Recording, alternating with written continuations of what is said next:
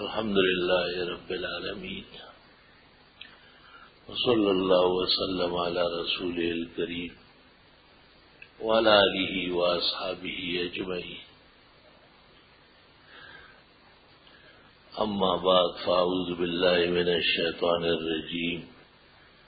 بسم الله الرحمن الرحيم. ذلك نتلوه عليك من الآيات والذكر الحكيم. إن مثل عيسى عند الله كمثل آدم خلقه من تراب ثم قال له كن فيكون. الحق من ربك فلا تكن من الممترين. فمن حاجك فيه فقل تعالوا ندعو أبناءنا وأبناءكم ونساءنا ونساءكم وأنفسنا وأنفسكم ثم نبتهل فنجعل لعنة الله على الكاذبين. إن هذا لهو القصص الحق وما من إله إلا الله وإن الله لهو العزيز الحكيم. فإن تولوا فإن الله عليم بالمفسدين. اللهم صل وسلم على عبدك ورسولك ونبيك محمد أحمد وعلى آله وأصحابه وبارك وسلم عليه. قابل قدر بزرگوں، محترم بھائیوں اور معزز سامعین، اصل مسئلہ جو امتوں کے سامنے پیش ہوتا ہے وہ تو اللہ تعالی کی توحید اور عظمت، الوہیت، شہنشاہیت مطلقہ، وحدانیت اور فردانیت کا مسئلہ ہے. اللہ تعالیٰ نے 1,24,000 انبیاء و مرسلین اس مسئلے کے سمجھانے کے لیے بھیجے ہیں. قرآن مجید میں ان میں سے بیشتر کا کلمہ موجود ہے. اعبدوا اللہ ولا تشرکوا بہ شیئا. ایک اللہ کی عبادت کرو، شرک بالکل مت کرو. اعبدوا اللہ ولا تشرکوا بہ شیئا. حضرت نوح نے بھی قوم کو شرک اور کفر سے منع کیا. حضرت صالح علیہ السلام نے بھی سمودیوں کو سمجھایا. حضرت ہود نے بھی عادیوں کو سمجھایا. حضرت شعیب علیہ السلام نے بھی اپنے قوم مدین والوں کو یہی مسئلہ سمجھایا. لوط علیہ السلام سے بھی اصل اختلاف اسی مسئلے میں ہوا. حضرت موسیٰ علیہ السلام، حضرت عیسیٰ علیہ السلام، سب کے زمانے میں اور منصب میں یہی بات اہمیت کی تھی. یہ مسئلہ توحید کا اتنا اہم مہم ہے کہ ساتوں آسمان اور زمین اس کے سامنے ہے، کوئی حقیقت نہیں رکھتی. اور مسئلہ مشکل بھی بہت زیادہ ہے، اور سمجھ میں آئے تو اس جیسے آسان نہیں ہے. اور یہ مسئلہ نہایت تلخ اور کرہ قسم کا ہے، لیکن جب بیان ہونے لگے تو اس جیسی شیرینی اور چاشنی کسی چیز میں ہی نہیں کائنات میں. نہایت محترم بشان مسئلہ ہے. اللہ تعالیٰ کی توحید کا بیان، اللہ تعالیٰ کی توحید سمجھنا اور اوروں کو سمجھانا. غور کرنے سے پتہ چلتا ہے کہ اس مسئلے کے سمجھنے کے لیے اور اس کے جاننے کے لیے پیغمبرانہ زندگی وہ بہترین تفسیر ہے.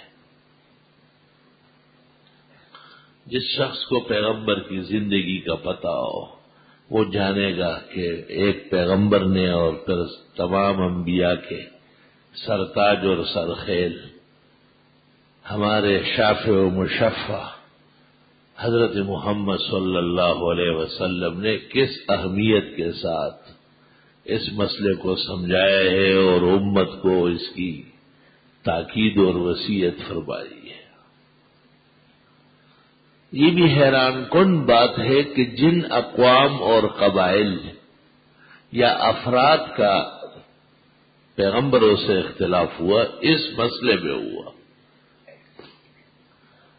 اور جتنے لوگ بگڑے ہیں یا عذاب کے مستحق بنے ہیں تو اس مسئلے میں چوں جرا کرنے سے یا اس مسئلے کے نہ سمجھنے سے یا اس کے نہ ماننے سے اللہ نے ان کو نیست و نابود کیا ہے۔ اللہ اکبر۔ وقالوا لن نؤمن لك حتى تفجر لنا من الارض ينبوعا، ہم آپ کو نبی نہیں مان سکتے جب تک زمین میں آپ چشمے جاری نہ کریں۔ یہ رہے گی، مطالبہ ہو رہا ہے۔ او تکون لك جنت من نخیل وعنب، یا آپ کے باغات ہو کھجور کے اور انگور کے۔ وتفجر الانہار خلالها تفجیرا، اور ان باغات کے بیچ بیچ میں نہریں چل رہی ہو۔ مطالبے ہو رہے پیغمبر سے۔ او یکون لک بیت من زخرف، یا آپ کا اپنا مکان سونے کا بننا چاہیے۔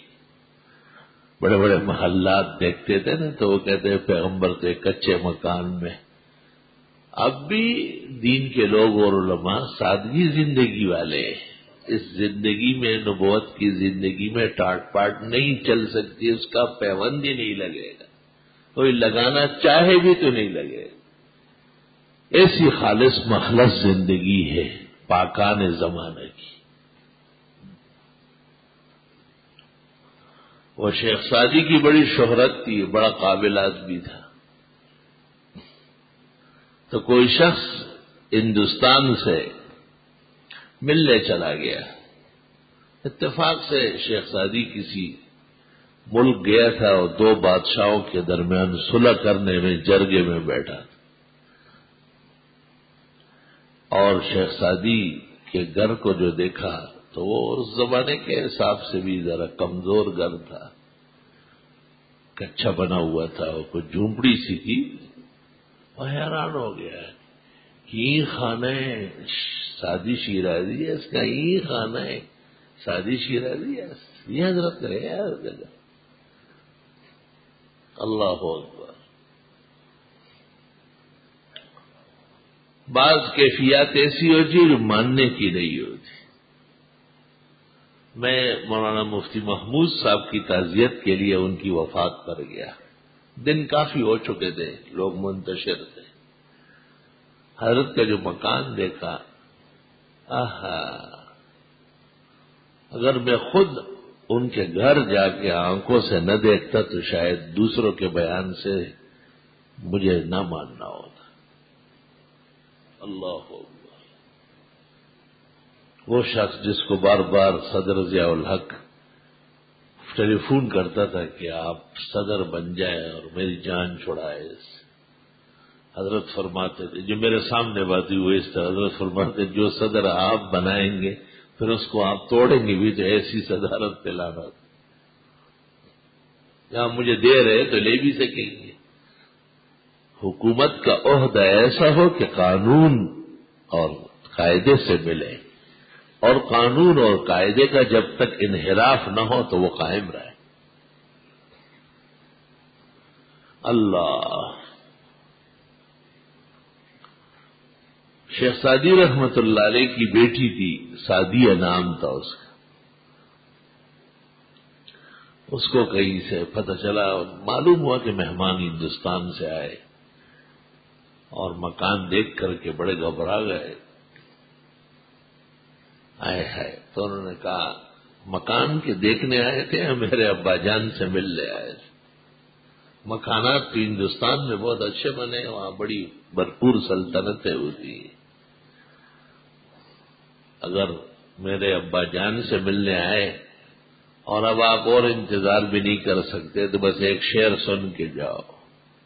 آئے آئے قافلہ رفتند ماہم میروے،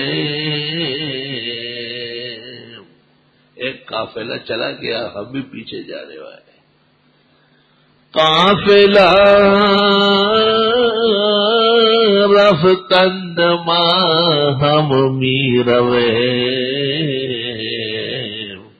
از برائی چند روزی ای بسست. چند دن کی زندگی ہے، یہ مختصر سا ساز و سامان کافی ہے. آئے ہائے. سورۃ انشقاق میں اللہ تعالیٰ ایک شخص کا ذکر کرتا ہے کہ اس کا نام اعمال اس کے دائیں ہاتھ میں دیا جائے گا. وَيَرْجِعُ إِلَىٰ أَهْلِهِ مَسْرُورًا، وہ اپنے گھر والوں کے پاس خوش خوش جائے گا. مفسرین نے لکھا ہے خوش خوش اس لیے جائے گا کہ اس کی وجہ سے ان کی بھی بخشش ہو چکی ہوگی. ذرا قرآن کے الفاظ دیکھو کیا کر رہا ہے. وَأَمَّا مَنْ أُوتِيَ كِتَابَهُ مِنْ وَرَاءِ ظَهْرِهِ، اور جس کو نام اعمال پیچھے سے الٹے ہاتھ میں دیا گیا، فَسَوْفَ يَدْعُو ثُبُورًا وَيَصْلَىٰ سَعِيرًا، وہ موت مانگے گا قریب جلانے والی آگ میں جانے والے ہیں. اب اس کی وجہ بیان ہو رہا ہے. انه كان في اهله مسرورا، اس نے اپنے گھر پر خوشیاں منائی ہے. میں جب اس آیت پر پہلی مرتبہ تفسیر میں آیا تو گھبرا گیا. خدایا گھر بار میں خوش رہنا اتنا جرم ہے کہ اس کو جہنم میں پھینک رہے ہو. بس دن بھر آدمی بال بچوں کے ساتھ روتا ہی رہے تو آپ خوش ہوں گے، کیونکہ اس کی سب سے بڑی جو قباحت ہے وہ آپ بیان کرتے. یہ وہی تو ہے جو گھر پر بہت اتراتا تھا، بڑا مست رہتا تھا. تو قرآن ہمیشہ خود جواب دیتا ہے مگر عقل و فہم چاہیے. یک دم میں نے کہا آگے پڑھو.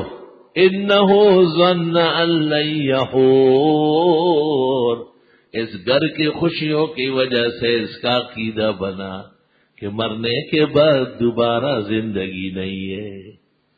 ایسی خوشیاں منائی، ایسے گھر بار اور خاندان میں رہتا تھا جس کا نتیجہ یہ نکلا کہ آخرت کا منکر ہوا.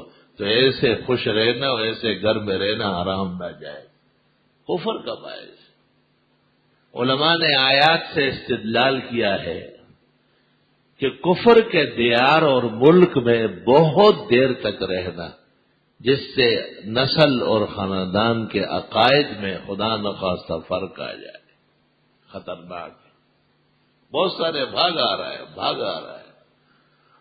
جب دیکھا آنکھوں سے اور ان پر کچھ آ بھی تھی تو پھر کہنے لگے مولانا صاحب دعا کرے. لڑکے وہاں چلے گئے، لڑکیاں وہاں جا رہی ہے، میری کوئی نہیں سنتا ہے.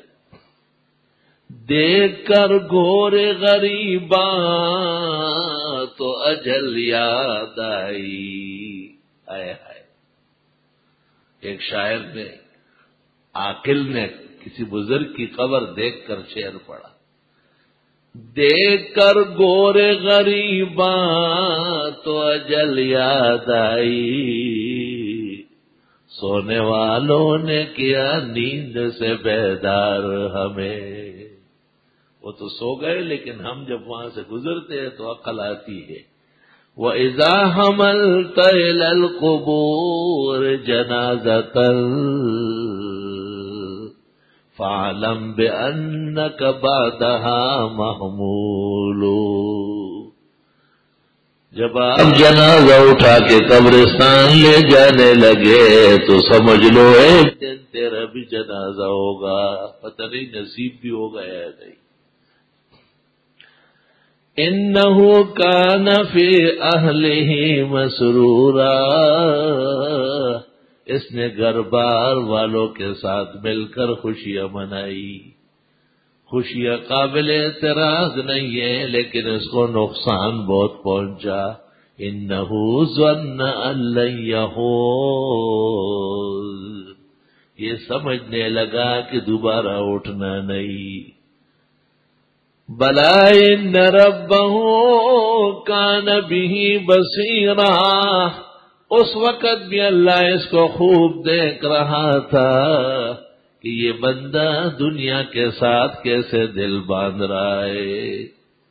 آہا، دنیا تو دنیا کی حد تک رہے گی، دنیا میں رہنا ہے، دنیا میں ہم پیدا ہوئے ہیں، اور دنیا میں جتنی خوشیاں اللہ دے گا ان پر شکر کریں گے، جتنے شدائد مصائب آئیں گے ان پر اللہ سے ثابت قدمی اور صبر مانگے۔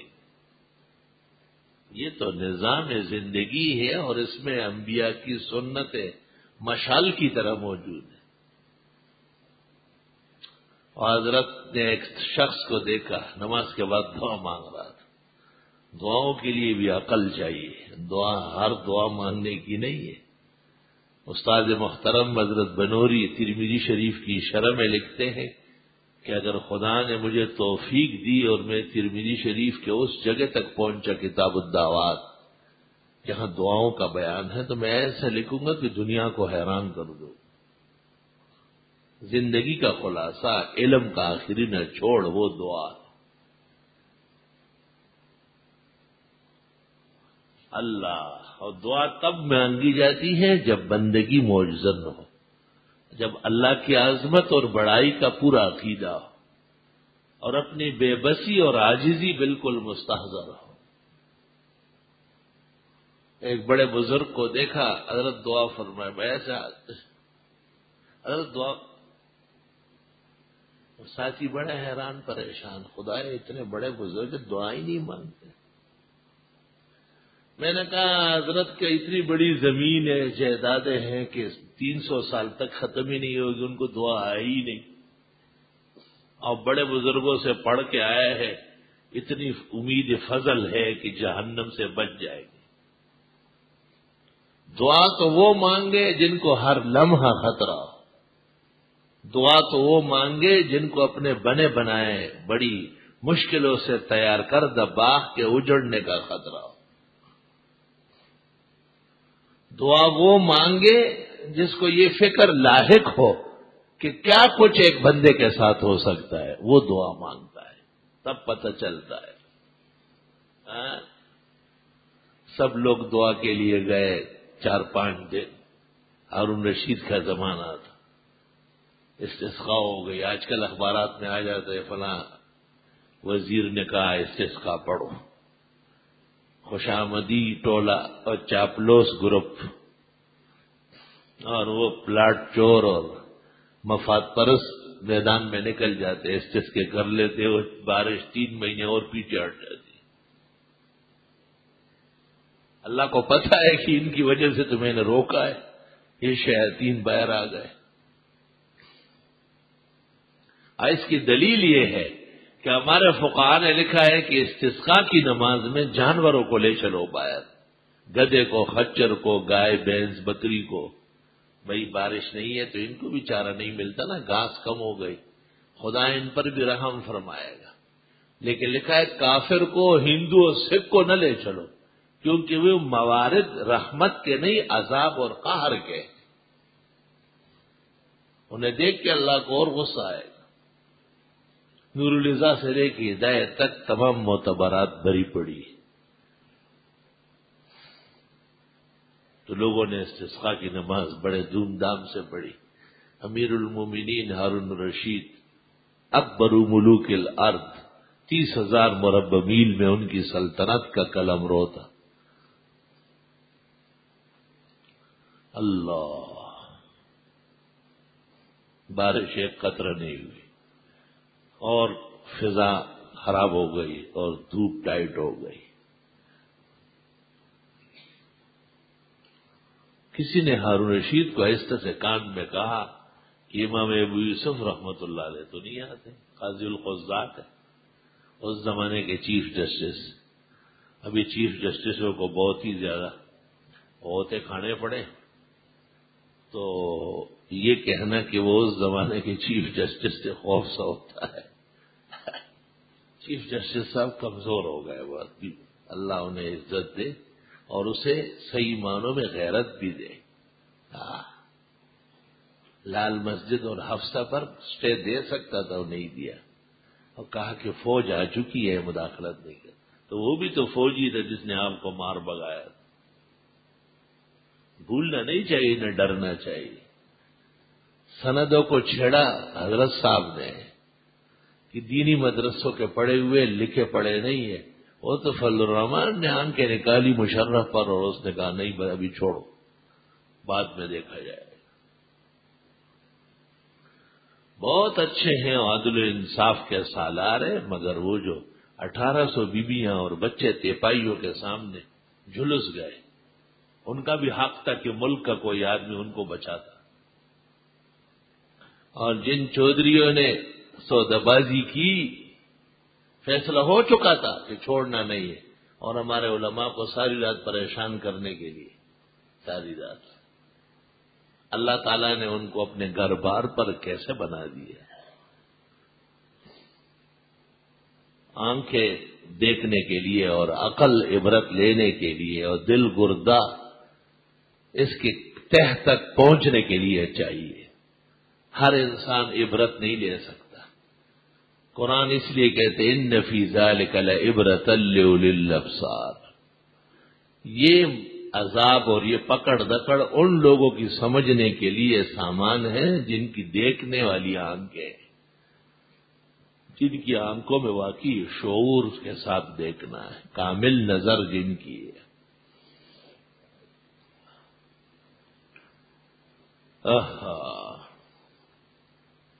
دنیا اور دنیا کا چہل پہل ہو تو بیٹھ جائے گا ایک نہ ایک دن۔ اب دیکھو صدر مملکت کس آن بان کا آدمی بنا ہوا ہے، لیکن اللہ نے ان کو خوف و خطر میں مبتلا کیا۔ 2 مہینے سے وہ کہتے ہیں ہمارے گھر والے سب ٹینشن میں ہیں۔ کس چیز کا ٹینشن؟ اور ٹینشن کی تفصیل کوئی اس کو سنائے؟ خدا کی قسم مجھے موقع ملا تو ایسا سنا دوں گا جیسے آپ کو سنا۔ آپ کے سامنے تو آیات پڑھوں گا، وہاں آیات پڑھنے کی ضرورت نہیں۔ بھائی کون سا کام آپ نے کیا جو یاد رکھا جائے گا؟ آج جو امریکہ کہتا ہے کہ ہم یک طرفہ کارروائی کریں گے، بغیر اجازت کے کریں گے، یہ اتنی دلیری ان کو کس نے دلائی؟ وہ ایک شخص درخت کے نیچے سویا ہوا تھا، ایک سانپ اترا، دوسری طرف گیا اور پھر واپس آیا، اور اس کے پیٹ سے ہوتے ہوئے پھر درخت پہ چڑھ گیا۔ یہ جلدی اٹھا، او سانپ یہاں سے گزر گیا، اور رونا شروع کر دیا۔ لوگوں نے کہا کاٹا کیا؟ سانپ نے ڈس لیا؟ کہ نہ کاٹا ہے نہ ڈسا ہے۔ کہا پھر؟ سانپ نے راستہ بنا دیا، اب جہاں بھی میں سوؤں گا یہ میرے اوپر گزرے گا۔ یہ غلط لوگوں کو راستے دینا، یہ قوم اور ملک کی کون سی خدمت ہے؟ 4 آنے کا ایران آپ کے سامنے کیسے آنکھیں دکھاتا ہے؟ اس کے ساتھ کون؟ آپ کے ساتھ تو جہان تھا۔ خود ایران نے عراق میں ان کے لیے کتنی مشکلات پیدا کی۔ شیعہ ملیشیا کہاں سے آئی؟ ان کو کوئی دہشت گرد کہہ دے۔ آپ نے ہمارے ہیرو کو اور وہ صف اول کے مجاہدین کو، ان کو کیا کیا گالیاں پڑھوائی، اور ان غریبوں کی وہ خوبصورت داڑیاں، منور پگڑیاں، ہم وقت دین کے مطابق چلنا، ان کسی چیز پر آپ کو دینی رشتے سے رحم نہیں ہے۔ ان جیسے لوگ آسمان و زمین نے صحابہ کے بعد دیکھے نہیں ہو۔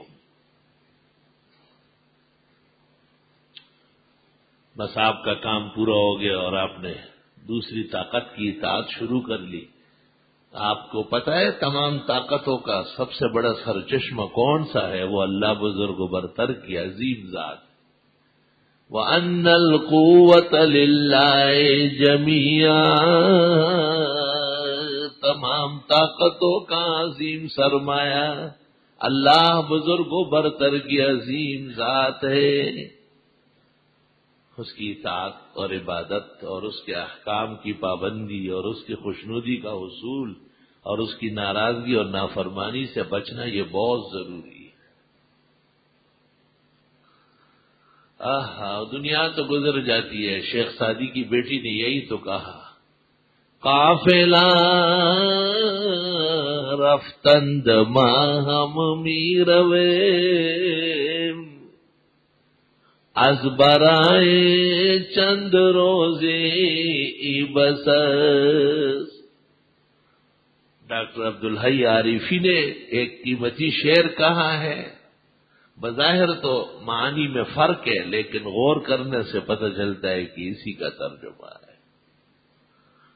ڈاکٹر صاحب فرماتے ہیں، میں دیکھتا ہی رہ گیا نے رنگ صبح و شام، میں دیکھتا ہی رہ گیا نے رنگ صبح و شام، عمر فسان ساز گزرتی چلی گئی۔ یہ عمر فانی تو ختم ہو ہی جاتی ہے، اس پر اتنا اثر کرنا، عہدہ، عزت، مقام، مرتبہ وہ ہو جو دین کا ہو۔ مولانا مفتی محمود جب وزیر اعلیٰ تھے، مابد خان مسجد میں جمعہ پڑھا رہے تھے، یہ عاجز فقیر بھی اپنے کچھ دوستوں کے ساتھ اس جمعے میں وہاں حاضر ہوا۔ یہ اللہ کا احسان ہے کہ حضرت اقدس مفتی صاحب کی ابتدا میں بے انتہا نمازیں پڑھی، اور جب حدیث کی کتابوں میں آتا ہے کہ عمر ابن عبدالعزیز جب نماز پڑھاتے تو صحابہ فرماتے اور تابعین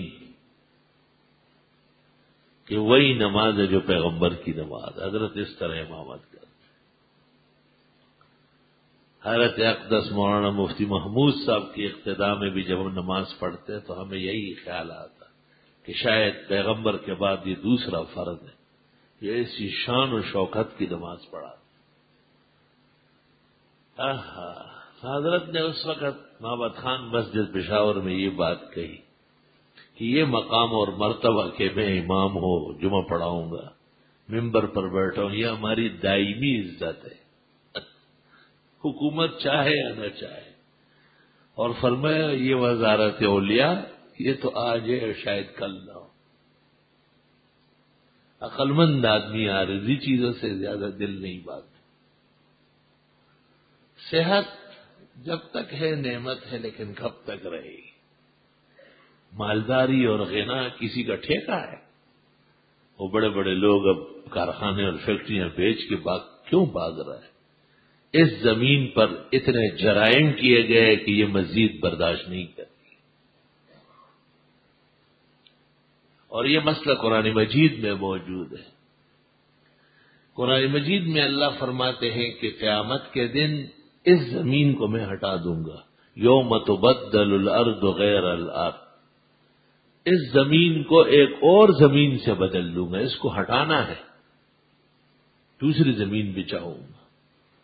واہ بھائی واہ، کیا قدرت ہے، کیا شان ہے، زمین بھی نہیں چھوڑوں گا۔ کیوں؟ اس زمین پر جرائم ہوئے ہیں، اور جس جگہ جرم ہوتا ہے وہاں انصاف نہیں ہوتا، انصاف کے لیے دوسری جگہ عدالت ہوتی۔ اسی زمین پر یہ بدترین مظالم ڈھائے گئے، بعضوں کو بطور عبرت کے دنیا میں ہی اللہ وہی کڑک سزائے دے دیتا ہے۔ وہ پشاور کے مولانا دیگر عجیب و غریب خطیب ہے، تو جنرل فضل حق کے زمانے میں ان کو ایک دفعہ کہا گیا کہ آپ کو بھی وزیر بنا دیں۔ مولانا نے کہا کہ یہ تو ٹھیک ہے، لیکن مجھے باہر ملک میں پہلے سے ایک سرائے محل چاہیے، اور باہر ملک کے اندر بینک بیلنس بڑے پیمانوں پہ چاہیے، کیونکہ جب یہ وزارت ختم ہو جائے گی تو پھر مجھے یہاں لوگ رہنے نہیں دیں گے، تاکہ میرے بھاگنے کی جگہ اور چھپنے کی پہلے سے بنی ہوئی ہو۔ توبہ۔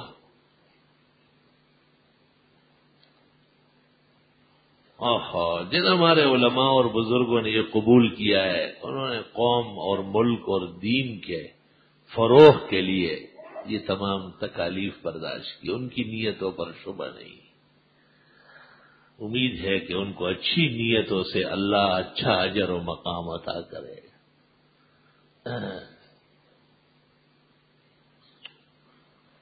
تو اللہ تعالی کے پیغمبر حضرت صلی اللہ علیہ وسلم سے مطالبے ہو رہے، او یکون لک بیت من زخرف، یا آپ کا محل ہو سونا جھڑا ہوا، اور دنیا کے ٹاٹ پاٹ والوں کے محل کو جا کے دیکھو، بھول جاؤ گے باہر دنیا۔ تو آپ کا بھی ایسا ہونا چاہیے، پیغمبر ہے یار۔ او ترقا فی السماء، یا آپ آسمان پہ چلے جائے، وہ تو گئے تھے، معراج تو ہو چکی ہے، اس کو تو مانتے نہیں تھے کم بخت، فوراً کہا وَلَن نُؤْمِنَ لِرُقِيِّكَ، آپ کے اوپر جانے کو نہیں مانیں گے، حَتَّى تُنَزِّلَ عَلَيْنَا كِتَابًا نَقْرَؤُهُ، یہاں تک کہ وہاں سے ہمارے نام خط لے آئے اور ہم اس کو پڑھے، ہمارے ہر شخص کے نام خط لائے، اے فلاں اور فلاں کے بیٹے، فلاں قوم اور قبیلے کے رہنے والے، برائے کرم یہ پیغمبر میں نے بھیجا ہے، اس کو مان لیں۔ کیسے خیالات ہیں لوگوں کے، حضرت سے مطالبے کیے، باغات ہو، چشمے ہو، پہاڑ ہٹے، نہریں جاری ہو جائے، سونا جھڑے ہوئے مکانات آپ کے ہو، آپ اوپر سے ہمارے نام، ہر فرد کے نام خط لے آئے۔ آہا، قرآن اس کا جواب دینے لگ گیا۔ قل، آپ فرمائیے، سبحان ربی، میرے رب کی ذات پاک ہے۔ کیا مطلب؟ یعنی یہ مقامات نبوت کے نہیں جو تم مانگ رہے، یہ تو قدرت خداوندی کے مظاہر ہے۔ پہاڑوں کو ہٹانا ہو، نہریں نکالنا ہو، باغات لگانا ہو، سونے چاندی کے پورے ڈھیر لگوانا، یہ نبیوں کا ان سے کیا کام ہے؟ قل، آپ فرمائیے، سبحان ربی، پاکی ہے میرے رب کے لیے اور اسی کی شان کے لائق ہے کہ یہ تمام کام ہو جائے، لیکن میں نے الوہیت کا دعویٰ نہیں کیا، نبوت کا دعویٰ کیا ہے۔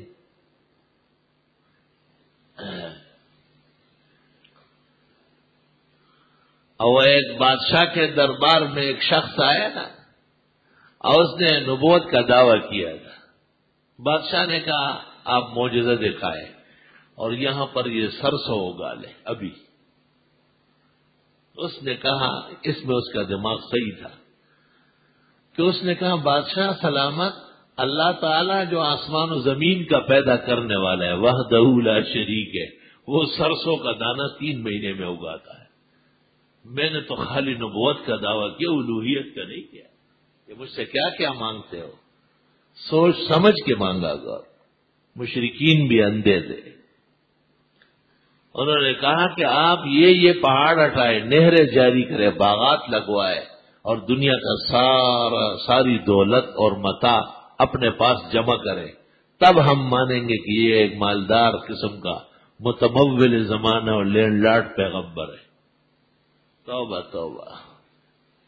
قل سبحان ربی، آپ فرمائیے میرے رب کی پاکی کی قسم تو اس کے علاوہ کسی کے قبضے میں یہ ہو، حل کنت الا بشر رسولا، میں نہیں ہوں مگر بشری پیغمبر۔ ان کو بشریت منوانی تھی، یہ باتیں انہوں نے نبی سے اس لیے مانگی کہ وہ نبی کو ماوراء الخلق سمجھتے تھے، اور ہمارے زمانے کے بدعتی بھی نبی کو بشر نہیں مانتے۔ گویا یہ رسالت مانتے ہیں اور بشریت نہیں مانتے، اور وہ بشریت کی وجہ سے رسالت نہیں مانتے تھے، قدر مشترک ایک جیسا نکل گیا۔ وَمَا مَنَعَ النَّاسَ أَن يُؤْمِنُوا إِذْ جَاءَهُمُ الْهُدَىٰ، نہیں منع کیا لوگوں کو ایمان لانے سے ہدایت آنے کے بعد. اتنے بڑے بڑے معجزات انبیاء علیہ السلام کے سابق مرسلین کے دیکھے گئے، پھر بھی جیسے ہونا چاہیے تھا ایسے ایمان نہیں لائے. کیوں؟ وَمَا مَنَعَ النَّاسَ أَن يُؤْمِنُوا إِذْ جَاءَهُمُ الْهُدَىٰ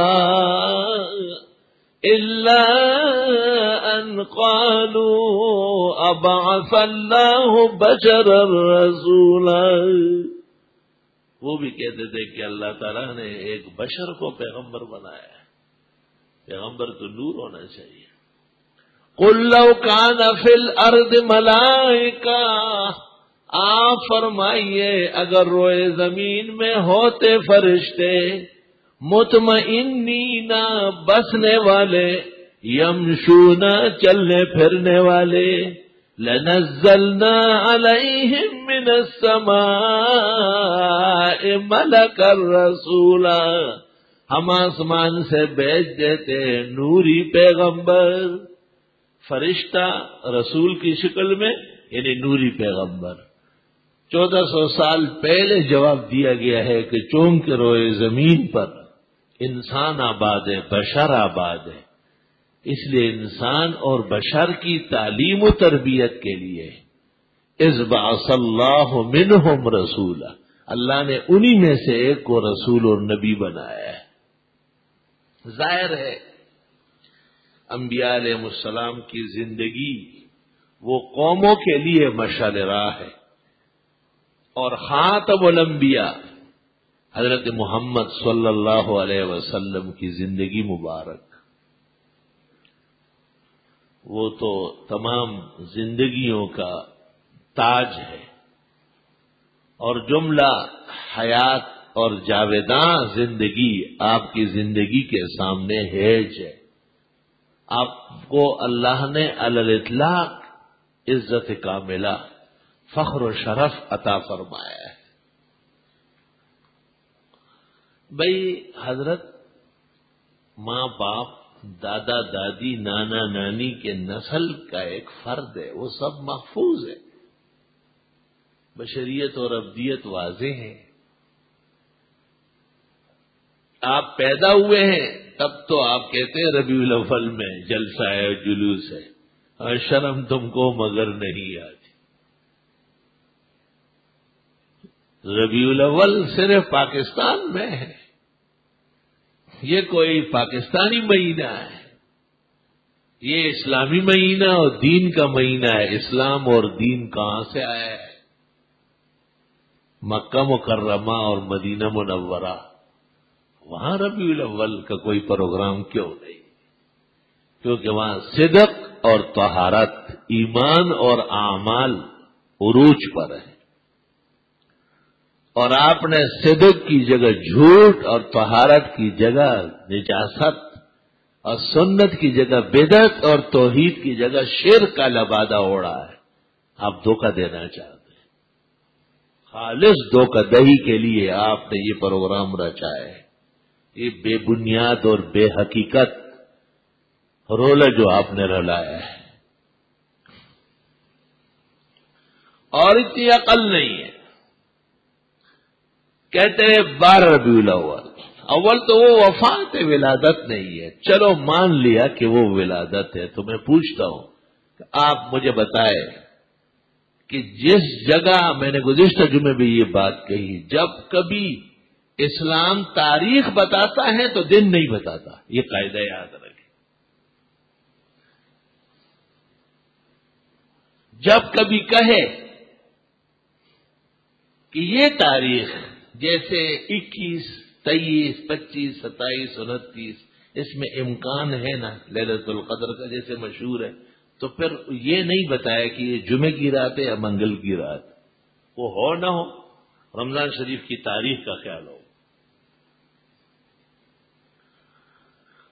اور جب تاریخ بتائی تو دن کو نہیں دیکھنا ہے. مثلا عرفہ ہوگا 9 ذی الحج کو،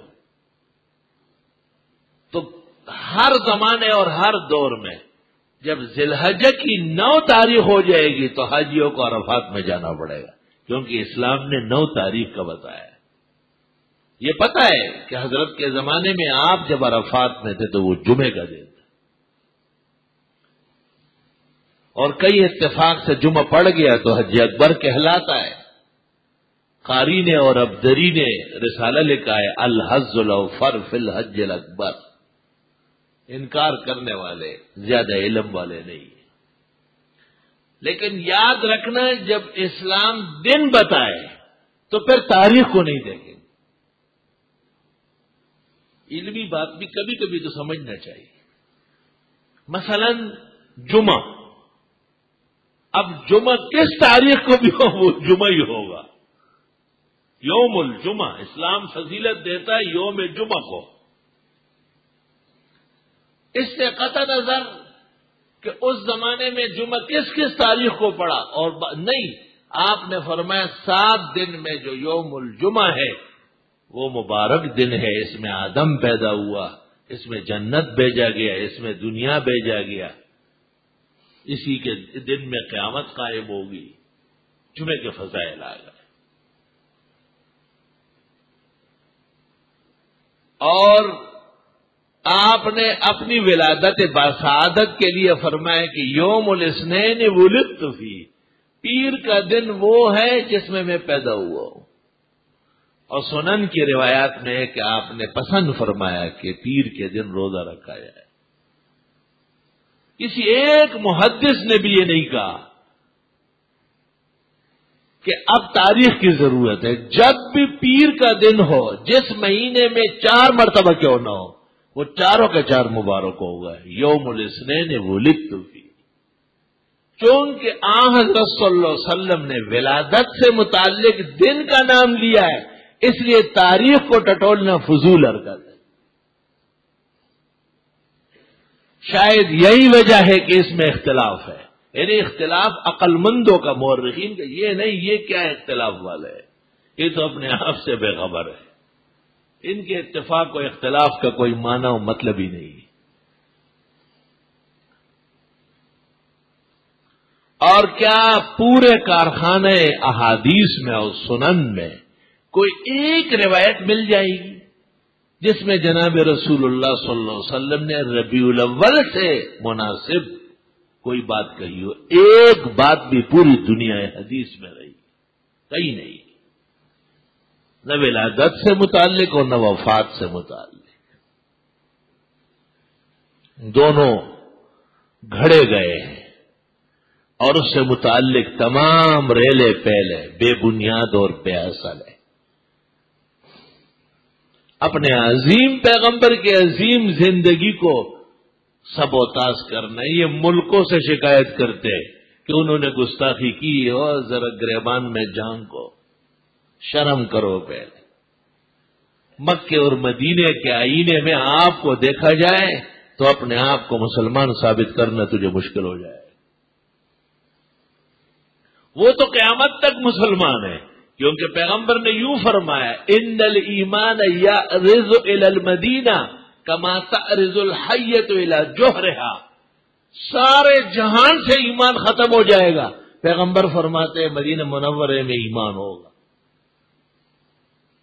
اور آپ نے مثال دی کہ جیسے سانپ آخر کار اپنے سوراخ کی طرف واپس ہوتا ہے جو اس کا بل ہو، اسی طرح مدینہ منورہ سارے جہان کے ایمان کا مرکز ہے، اور ایمان کہیں بھی نہ ہو تو مدینہ منورہ میں ہو، یہ نہیں کہ بنس روڈ اور بندر روڈ پر جو زیادہ چراغاں ہوں گا تو وہاں ایمان ہوگا۔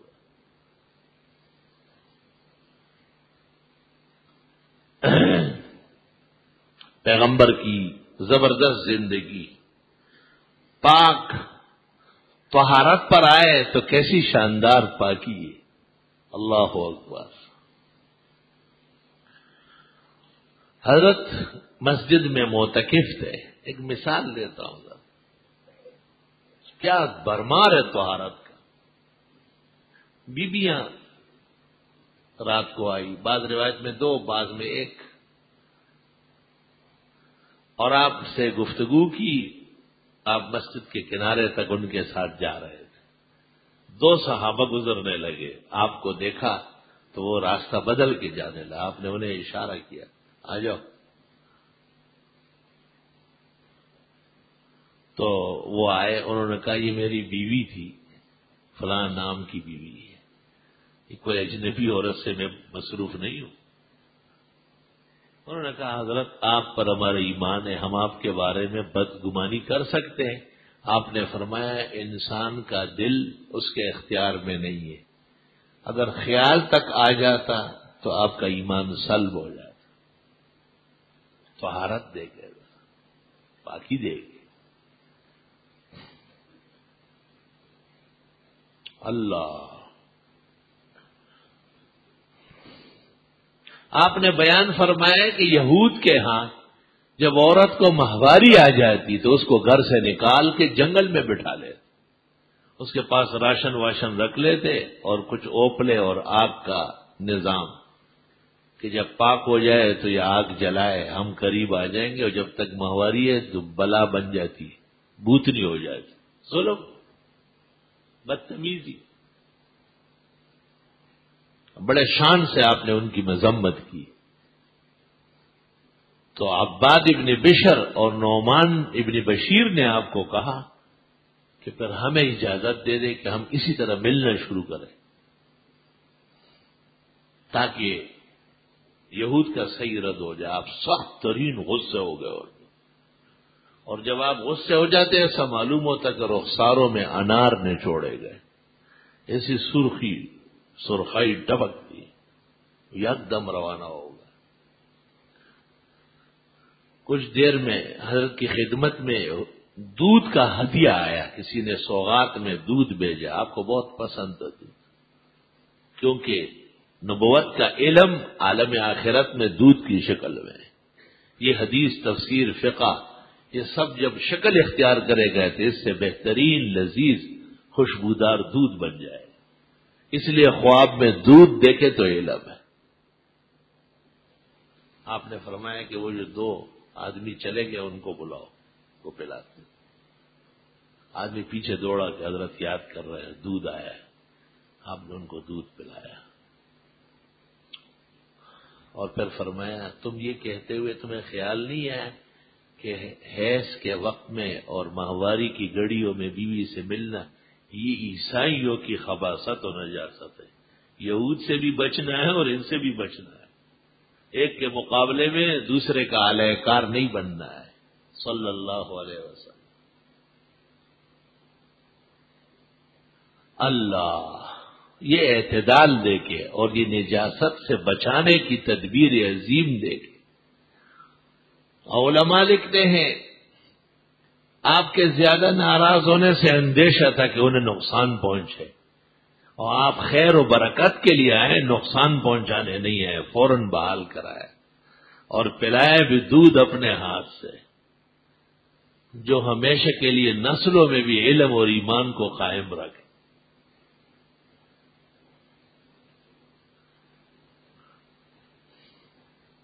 جناب رسول اللہ صلی اللہ علیہ وسلم کی زندگی خیر و برکت کی زندگی ہے، آپ ہی سے جہان نے خیر اور عافیت دیکھی، آپ کی ہر تعلیم میں زبردست قسم کی خیر ہے۔ آپ نے کون سا کونا چھوڑا ہے جس میں رہنمائی نہیں فرمائی؟ ایک شخص آپ کی خدمت میں بے تکلفی سے بیٹھ گیا، آپ اسے دیکھتے رہے، یہ برداشت تھا۔ اچانک ان کا کپڑا گھٹنے سے اوپر ہونے لگا، آپ نے یکدم چہرہ دوسری طرف موڑا اور فرمایا غط فخذک فإنہ من عورہ، یہ ران چھپا لو، یہ شرمگاہ کا حصہ ہے، اس کو دیکھنا ناجائز ہے۔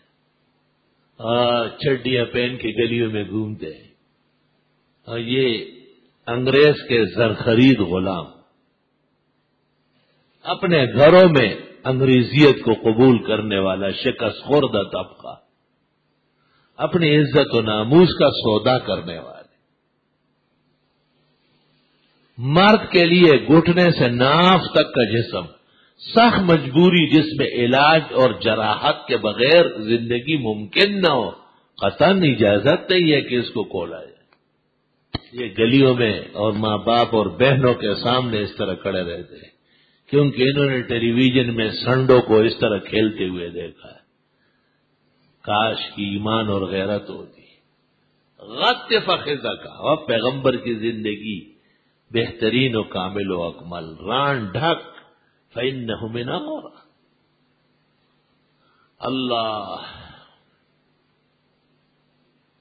عبداللہ ابن عمر فرماتے ہیں جب میں بلوغ کو پہنچا، حضرت کی خدمت میں گیا اور میں نے اطلاع دی تو آپ اٹھے اور آپ نے میرے سر پر عام منی رسول اللہ صلی اللہ علیہ وسلم، میرے سر پر پگڑی باندھی۔ یہ عمر بلوغ کا شکریہ ہے، یہ مردانگی کا پیش خیمہ ہے۔ انہوں نے سر ننگے کیے۔ وہ ابن عمر اس وقت نماز میں نہیں تھا، حضرت نے ان کا سر ڈھانکا یا نہیں؟ ہر موقع پہ اور ہر جہان کے مرحلے میں اپنے پیغمبر کو دیکھو کیسے شیرین ہدایات چھوڑ رہا ہے۔ یہ برتھ ڈے مناتے ہیں، سالگرہ کرتے ہیں، 84 سال کا بوڑھا بھی، کئی عورتیں اس کی بھاگی ہوئی اور پھر بھی اس کے سالگرہ کے کیک کٹتے ہیں۔ شرم تم کو مگر نہیں آئی۔ یہ کون سی بات ہے کہ یہ دادا اور نانا ہمارا پیدا ہوا تھا؟ پیدا تو ہوتے ہی رہتے ہیں۔ کارنامہ یہ کہ اس نے اس زندگی میں کیا عمل کیا۔ اعمال کی بہترین گھڑی بلوغ ہے۔ جب بچہ بلوغ کو پہنچنے لگے تو اس کو مردانگی اور مردوں کے قافلے کے آداب سکھائے اور ان پر نظر رکھے۔ جائیداد لٹ گئی تو پھر آ جائے گی، بیٹا اور بیٹی اگر راستے سے ہٹ گئے تو نسلیں تباہ و برباد ہو جائے، سر اٹھانے اور آنکھیں دکھانے کے قابل نہیں رہے گے۔ جناب رسول اللہ صلی اللہ علیہ وسلم کی شان اور زندگی کیا مبارک ہے۔ خود امامت فرماتے، خود جہاد میں آگے رہتے، تمام تر زکوٰۃ اور صدقات آپ کے پاس جمع ہوتے، لیکن آپ نے اپنے لیے اور اولاد کے لیے ناجائز فرمایا۔ فرمایا بھوک لگی ہوتی ہے، کھجور راستے میں ملتی ہے، وہ تو باغات کا ملک تھا، مگر ڈر لگتا ہے اللہ تکون من الصدقہ، کہیں زکوٰۃ کی کھجور نہ ہو، منہ میں نہیں ڈال سکتا صلی اللہ علیہ وسلم۔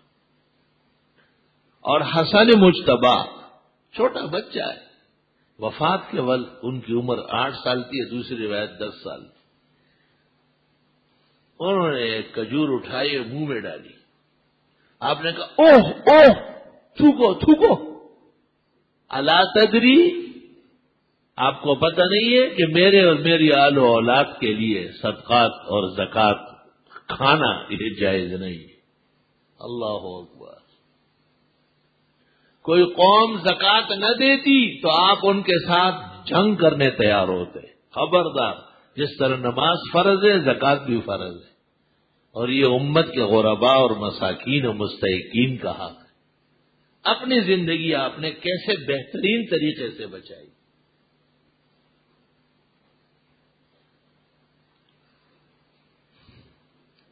عصر کی نماز حضرت نے پڑھائی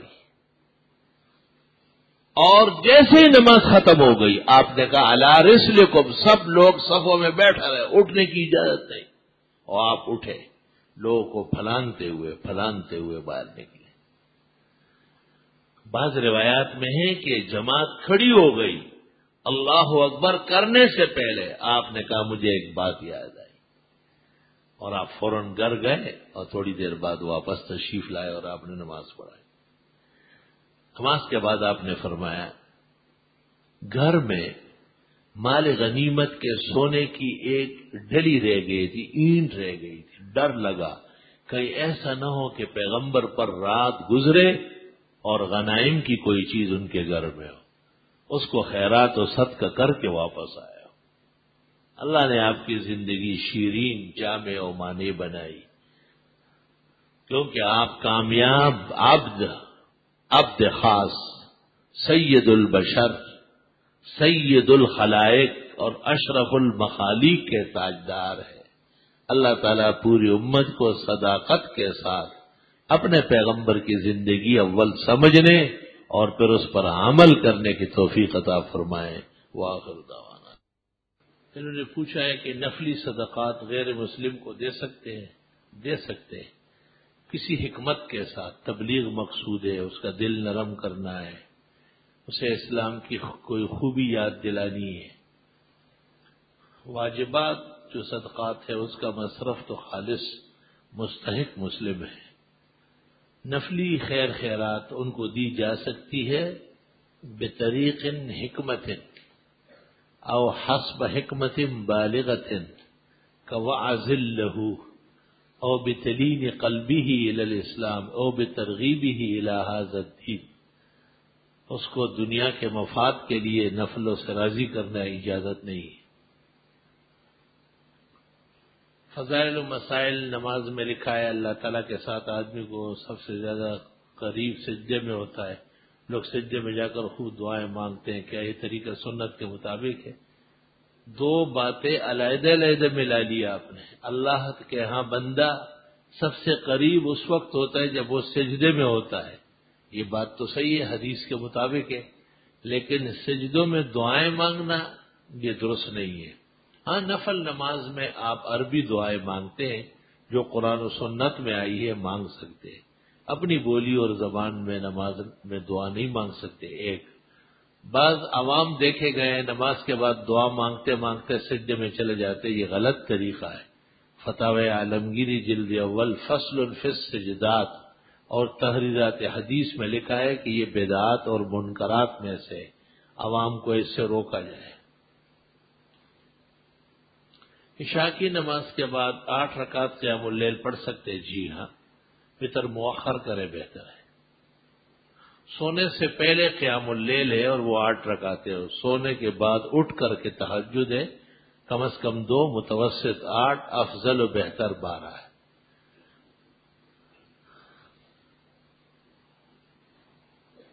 انہوں نے لکھا ہے مولانا ارسلان بن اختر میمن کیسے ہیں، ان کی کتاب، مجھے ان سے واقفیت نہیں۔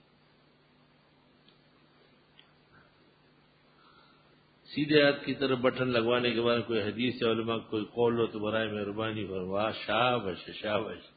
اور جو الٹے ہاتھ کی طرف کر رہے اس کی کون سی حدیث دلیل آئی ہے؟ سیدھے کام کے لیے دلیل کی ضرورت نہیں، الٹا کام جو کرتے ہو اس سے توبہ کرو۔ نماز میں جو آپ ہاتھ باندھتے ہیں یہ ایک دلیل ہے، اس پر آگے زندگی گزارو کہ دائیں کو بائیں پہ کرو۔ یہ نماز کے ساتھ بدعملی کا پہلا مظاہرہ ہے کہ قمیص آپ نے انگریزوں کی روح کو خوش کرنے کے لیے ابھی تک الٹی سلوائی ہے، اور نماز میں آپ اور دیگر حالات میں اس کا لحاظ فرمائیں، فائدہ ہوگا۔ اگر کسی شخص کے پیٹ میں زخم ہو اور پٹی کیا ہوا ہو اور شخص کا غسل واجب ہو جائے تو پٹی کے کھولنے کی ضرورت نہیں، اوپر سے پانی پھر جائے یا مسح کر لے، غسل ہو جائے گا۔ جبکہ غسل واجب اور غیر واجب سب زخم کے لیے برابر ہے، شریعت کسی کے ساتھ زیادتی نہیں کرتی۔ لا ترفع الجبیرہ، پٹی ہٹانے کھولنے کی ضرورت نہیں، تکلیف ہونے کا اندیشہ ہو۔ لوگ کہتے ہیں کہ مرغی کے انڈے کو توڑنے سے پہلے 7 دفعہ اللہ اکبر کہنا چاہیے، تو یہ بغیر اللہ اکبر کہنے سے پکا کر کھا لینا حرام ہے۔ آپ کو ایسی فضول پرچی نہیں لکھنا چاہیے اور ہمارے آدمی کو ایسی غلط پرچیاں نہیں دینا چاہیے۔ فضول باتوں سے اعمال ضائع ہو جاتے ہیں اور مجلس کو جو ایذا پہنچے گی وہ تجھے تباہ کر دے گی۔ جمعے کے بعد جو 6 رکعت سنت پڑھی جاتی اس میں جمعے کی نیت کی جائے، برابر نیت کرے نہ کرے، آپ دل میں جانتے کہ آج جمعہ ہے، جمعے کی نماز واجب ہے یا فرض۔ جمعے کی نماز فرض قطعی ہے، اسے واجب کہنے والا ایمان سے نکل جائے گا۔ بایزید بستامی کب تشریف لائے اور یہ کیا تعبیر؟ نہیں، 5ویں صدی ہجری کے بزرگ ہیں۔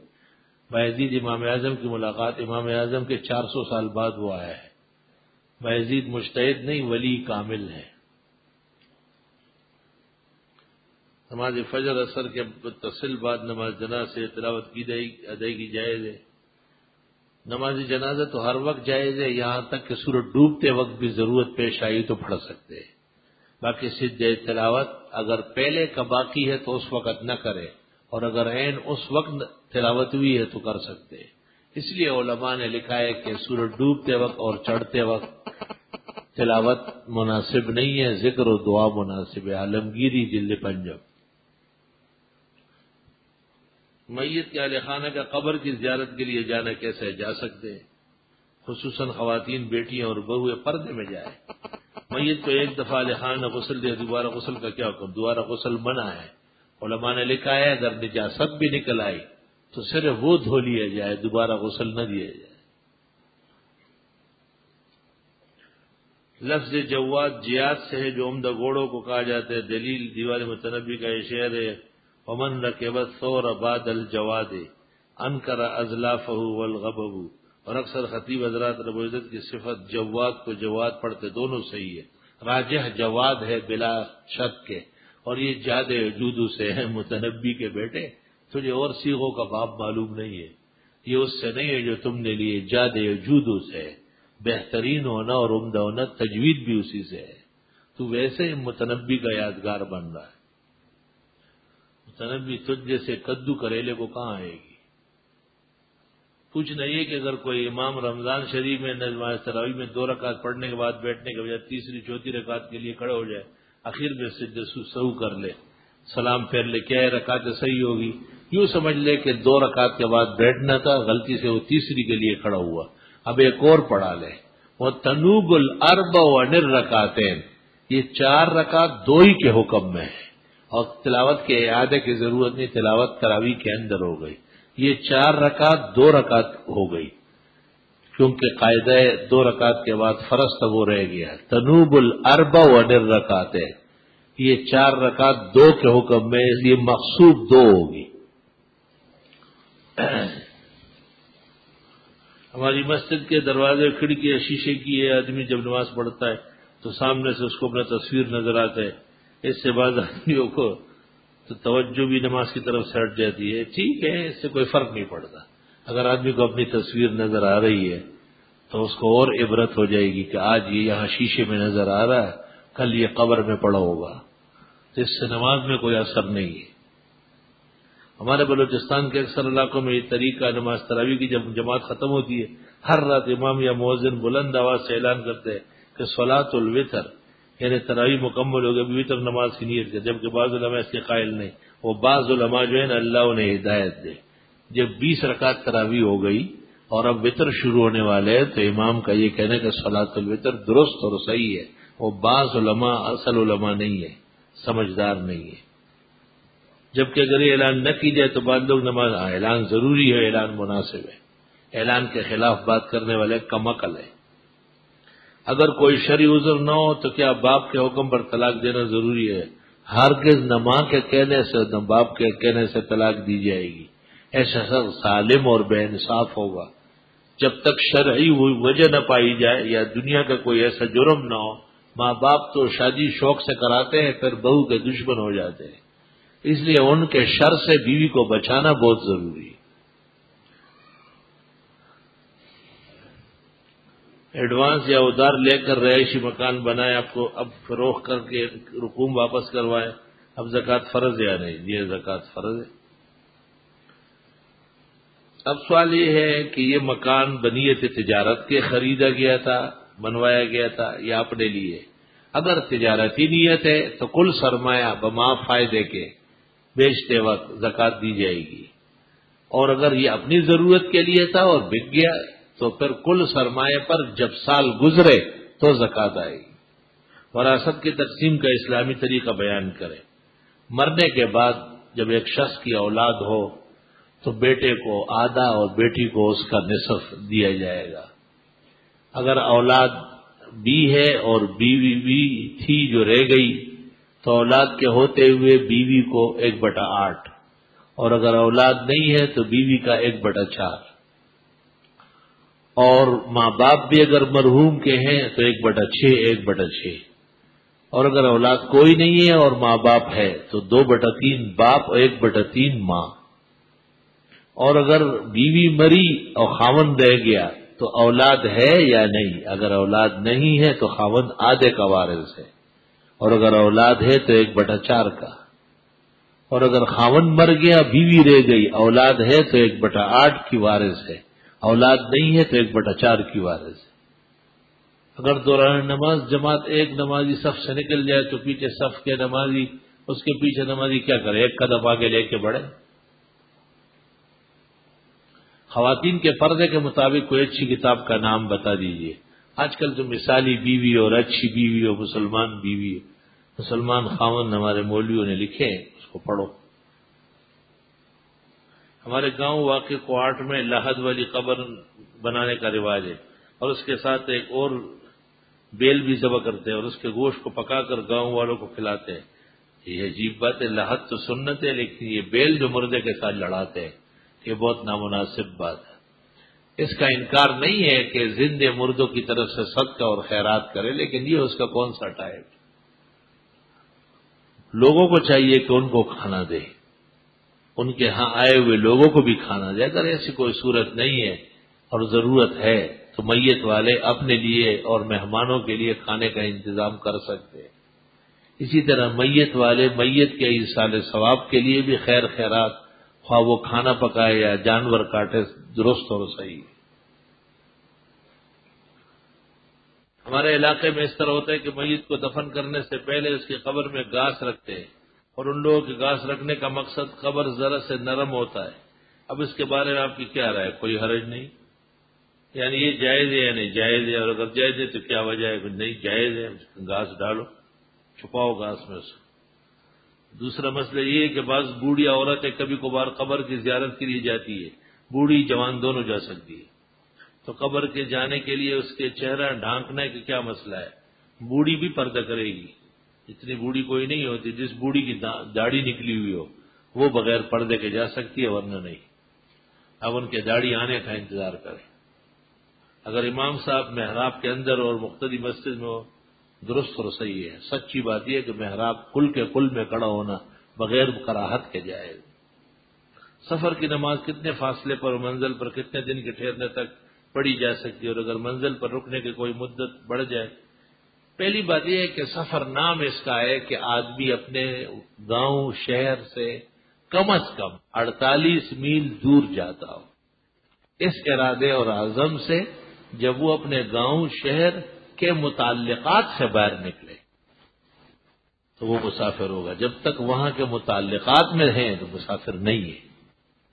جیسے کراچی کا آدمی ریل گاڑی سے سفر کرے، اسٹیشن متعلقات شہر کا حصہ ہے، یا ہوائی جہاز کا ایئرپورٹ شہر کے بیچ میں، لہذا جہاز میں بیٹھا ہوا آدمی بھی جانے کے ارادے سے مسافر نہیں ہوگا. جب جہاز اڑ جائے تب جا کے مسافر ہوگا. جب ریل گاڑی پیپری وغیرہ اسٹیل مل اسٹیل ٹاؤن سے آگے بڑھے تب یہ مسافر ہوگا. ایسا ہو سکتا ہے کہ ایک آدمی پر نماز فرض تھی 2 رکعت، مسافر آ رہا تھا، لیکن جہاز کراچی میں آ کے اتر گیا، وقت باقی ہے. ان الوجوب یتعلق بآخر الوقت، لہذا اب 4 رکعت ہی پڑھے گا. اگر پڑھ لیتا 2 تو ہو جاتی. اسی طرح ایک آدمی پر ظہر کی نماز 4 رکعت فرض ہو گئی، کراچی کا باشندہ ہے، اس نے یہاں نہیں پڑھی، خواہ وہ ریل گاڑی میں بیٹھ گیا یا بس میں اور وہ حدود سے نکل گیا، یا ہوائی جہاز میں اور وہ اڑ گیا. جب تک ریل گاڑی اسٹیشن پر کھڑی ہے، بس کراچی کے حدود میں کھڑی ہے، ہوائی جہاز ایئرپورٹ پہ کھڑا ہے، یہ شخص مسافر نہیں ہو سکتا، کیونکہ یہ شہر کا وسط و شہر کی جگہ ہے. جب شہر کے متعلقات کو چھوڑ کے باہر نکلے گا، اس وقت جو نماز نہیں پڑھی وقت باقی ہے تو وہ آدھی ہو جائے گی، بشرطے کی 4 رکعت فرض ہو، جیسے ظہر عشاء اور عصر. جب تک یہ شخص کسی آبادی میں نہیں پہنچا مسافر ہے، اور اگر آبادی میں پہنچ بھی گیا لیکن اس کی نیت کم از کم 15 دن رات ٹھہرنے کی نہیں ہے. حدیث میں ہے وَلَوْ مَكَثَ إِلَىٰ 10 حِجَج، 10 سال کیوں اس طرح نہ گزرے، آج کل پرسوں ترسوں، ہفتہ 10 دن، ابھی کل پرسوں ترسوں، اور وقت بڑھتا گیا، نہیں بڑھتا رہے، مسافر ہے. اور اگر اس نے نیت کر لی ایک شہر میں 15 رات دن ٹھہرنے کا، اور اتفاق سے 2-3 دن میں روانہ ہو گیا، تب بھی جو نمازیں پڑھی گئی وہ اقامت اور پوری نمازیں تھیں۔ راستے پر چلتے وقت گٹر کے پانی کے چھینٹے گاڑی کے ذریعے سے کپڑوں پر لگ جاتے اور بعد میں وہ سوکھ جاتے اور پتہ نہیں چلتا کہ چھینٹے کہاں پر لگے۔ درست بات یہ ہے کہ جب تک اس پر نجاست کا اثر نہ ہو، بو وغیرہ نہ ہو، پلیتی کے معلومات نہ ہو، کپڑا چیزیں پاک ہے۔ ہر پانی کو گٹر کا پانی کہنے کوئی عقل مندی نہیں ہے۔ ایک شخص نے دوسری شادی کی اور یہ عورت پہلے خاوند سے ایک بیٹی بھی ساتھ لائی۔ کیا اس شخص کی پہلی بیوی سے بیٹوں میں سے کسی سے اس عورت کی بیٹی تھی؟ یہ تو بہت مشہور روایت ہے۔ عورت آئی تو وہ باپ کی بیوی بن گئی، اس کے ساتھ سابقہ خاوند سے بیٹی آئی تو وہ یہاں کے سابقہ بیوی کے بیٹے سے شادی ہو جائے، اور اگر وہاں سے لڑکا آیا ہے تو سابقہ بیوی کی لڑکی سے اس کا نکاح ہو جائے، ٹھیک ہے۔ نماز پڑھتے ہوئے وضو کرتے وقت ہر وقت گمان رہتا ہے کہ وضو اور نماز صحیح ادا نہیں کیے گئے اور بار بار نماز وضو کا عمل جاری رہتا ہے، یہ اللہ کا قہر اور عذاب ہے آپ پر۔ خدا تعالیٰ نے آپ کو دنیا میں جہنم میں مبتلا کر لیا۔ اس طرح طہارت اور عبادت کے بارے میں وسوسہ اللہ کی پکڑ ہے، توبہ و استغفار کرے اور بار بار نہ کہے بس ایک دفعہ وضو کر کے اور نماز پڑھ لے، ہو نہ ہو اس کے تم ذمہ دار نہ ہو، یہ اللہ کے خزائن کا فیصلہ ہے۔ قرآن اور حدیث کی روشنی میں اس مسئلے کا حل بتایا کہ ایک عورت اپنے شوہر بچوں کو چھوڑ کر کسی اور شخص کے ساتھ نکاح کر کے چلی گئی۔ اب جو کہ پہلے شوہر نے طلاق نہیں دی، اس نے باقاعدہ عدالت سے ڈگری لے لی۔ برائے مہربانی اس مسئلے کے بارے میں بتایا جائے کہ یہ نکاح جائز ہے۔ آپ نے جو پرچی لکھی ہے وہ 2 رنگی پرچی ہے۔ ایک طرف آپ یہ لکھتے کہ سابقہ خاوند نے طلاق نہیں دی، جس عورت کو خاوند طلاق نہ دے وہ نکاح ہی میں رہتی ہے، کچھ بھی وہ نکاح کر لے وہ نکاح نہیں ہے، زنا ہے۔ دوسری صورت آپ نے یہ بتائی ہے کہ عدالت نے اس کے حق میں فیصلہ دے دیا۔ عدالت ویسے فیصلہ نہیں دیتی، عدالت پوری چارہ جوئی کرتی ہے، اس شخص کو طلب کرتی ہے، بلاتی ہے، اس کو تاکید کرتی ہے، کیا آپ عورت کے ساتھ ظلم کرتے ہیں؟ جب نہیں رکھ سکتے چھوڑ دو۔ جب عدالت پر واضح ہو جائے کہ خاوند بدترین ظالم اور مجرم ہے اور عورت کے ساتھ ظلم و زیادتی کرنے پر اتر آیا ہے تو خاتون کی جان بخشی کے لیے موجودہ انگریزی عدالت قائم مقام پنچایت کے ہیں اور پنچایت کا فیصلہ بتنسیخ نکاح معتبر ہے، اس لیے عدالت کے ڈگری کے بعد وہ خاتون نکاح کے بندھن سے نکل چکی ہے اور عدالت کے فیصلے کے بعد 3 ماہواریاں گزارنے کے بعد وہ کہیں اور نکاح کر سکتی ہے۔ میری دکان کے قریب ایک غیر مقلد کی مسجد اور ایک بدعتیوں کی مسجد، جیسے کہ اہل حدیث سے صرف فروعی اختلافات ہیں۔ درست بات یہ ہے کہ غیر مقلد جنہیں آپ کمکلی سے اہل حدیث کہتے ہیں وہ بدعتی بریلویوں سے زیادہ زہریلے ہیں۔ ان کی توحید نہیں ہے، ان کی حدیث نہیں ہے، وہ اپنی منمانی سے حدیثیں مانتے ہیں اور پیغمبر کی احادیث کا تمسخر اڑاتے ہیں، اس لیے ان کی اقتداء میں بھی نماز نہ پڑھی جائے۔ ٹیلی فون پر نکاح کے بارے میں، ٹیلی فون پہ نکاح تو نہیں ہو سکتا، نکاح کی اطلاع ہو سکتی ہے، یعنی نکاح تو یہاں ہو گیا، ایک فریق کا دوسرا امریکہ میں ہے، آپ نے انہیں اطلاع دی، وہ بھی کم از کم 2 مسلمان عاقل بالغ مردوں کی موجودگی میں یہ کہہ دے کہ میں نے فلاں کی بیٹی بعوض اتنے مہر بنکاح شریعہ محمدیہ فلاں کی وکالت اور شہادت کے ساتھ قبول کیے، نکاح منعقد ہو جائے۔ اور اگر صرف اس ٹیلی فون پر اعتماد کیا گیا، دوبارہ وہاں ایجاب قبول نہ ہوا تو نکاح کا لدم ہے اور یہ نکاح شرعاً معتبر نہیں ہے۔ موبائل سے تصویر کشی کرنا شرعاً ناجائز ہے۔ بدعت و سنت کی تعریف الگ الگ بیان فرمائے۔ سنت اس طریقے کو کہتے ہیں جو پیغمبر سے یا صحابہ سے منقول ہو، بدعت اس عمل اور عقیدے کو کہتے ہیں جو سنت کی شکل کا ہو لیکن اس کا ثبوت باوجود وجہ اور سبب موجود ہونے کے خیر القرون میں نہ ہو۔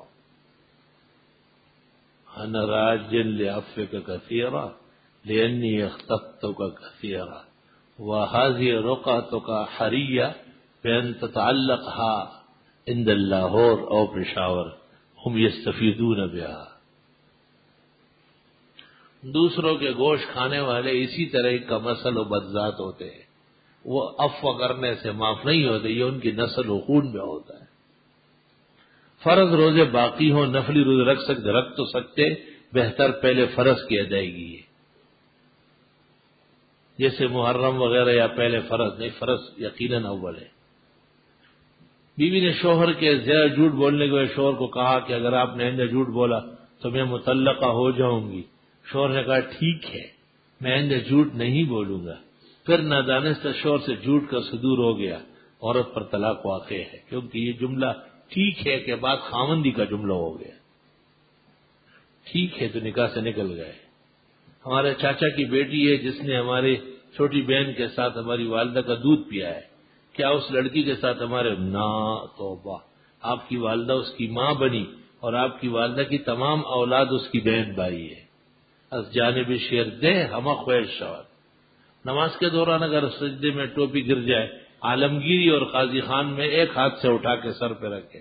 اذان کے دوران قرآن پڑھنا جائز ہے جب مسجد میں ہو، اور جب باہر ہو تو رک کر جواب دے پھر قرآن شروع کرے۔ نماز میں مچھر ہٹانا جائز ہے یا نہیں؟ بہت زیادہ ڈس رہے ہو، خون نکلنے کا اور خارش کا اندیشہ ہو، ایک ہاتھ سے ہٹائے۔ بعد نماز جمعہ جناب کے فقہی جوابات عوام کے لیے بہت ہی فائدہ مند ہے، بڑی معلومات ہوتی ہے، اللہ تعالیٰ اس کا اجر عظیم جناب کو عطا فرمائے۔ تفسیر ابن کثیر کا اردو ترجمہ کس کا مستند ہے؟ حکیم الامت مولانا اشرف علی صاحب نے خود تفسیر ابن کثیر کا ترجمہ کیا ہے، تقریباً 14 جلدوں میں ہے، وہ حاصل کرنے کی کوشش کرے۔ دوران حمل بچہ الٹا ہے، دعا فرمائے، اللہ صحت دے۔ دعا قنوت سے پہلے رکوع میں چلا گیا، کیا رکوع کے بعد دعا قنوت پڑھ بھی لے تب بھی سجدہ سہو ضروری ہے؟